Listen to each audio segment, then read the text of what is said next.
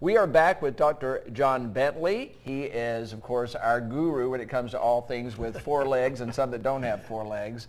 But we have some questions today. And how are you, by the way? You ready for the holidays? I'm doing good. Oh, yeah. All right. I had a question. I don't know if we'll get around to answering it, but why you shouldn't feed your pet for the holidays, but we'll talk about that in a moment. First of all, let's take this one on. Alan writes, I have a cat that has worms. How dangerous can they be, and what are some treatment options?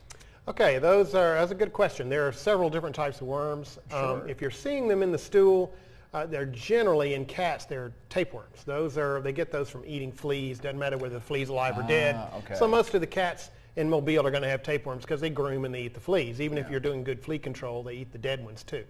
Those are not dangerous. Okay. No, those are fairly benign. In fact, I usually tell clients that they're not going to do anything to your cat at all. They just have a horrible grossness factor because they tend to come out, when they're sitting in your lap. Yeah, so it's not a good thing. Hope you're enjoying your tuna salad right now. Right. Yeah. Okay. They're fairly easy to get rid of. There's a spot-on medication you can use that will get rid of them. There's oral medications. There's even injectables. So just talk to your vet. Okay, good idea. Now, Tom also writes that I have a 12-year-old dog with breast tumors. How do I go about getting them removed? Should they even bother? Yes, I think they should.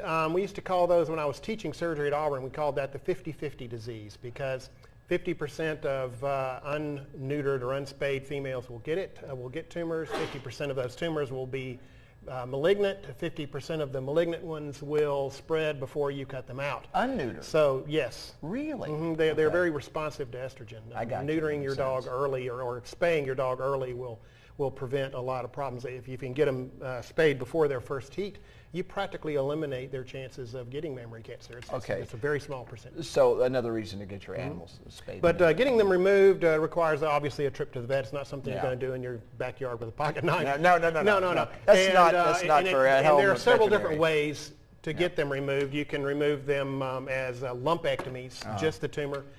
We used to take off whole mammary chains and the lymph nodes and everything. It really doesn't, in a dog, especially at this age, it really doesn't improve their survival time much. And we've gone pretty much now to a lot of the lumpectomies and removing just the tumor and some small amount of normal just tissue like with people. Mm-hmm. Yeah, exactly. Very good. Wow, two really good questions, two really important answers. If you'd like to ask the vet more questions, you can find Dr. Bentley at 2811 Airport Boulevard, or you can give him a call at his office, 476-2020. Thanks for being with us. And I'll ask you that other question when we go off the air. Okay.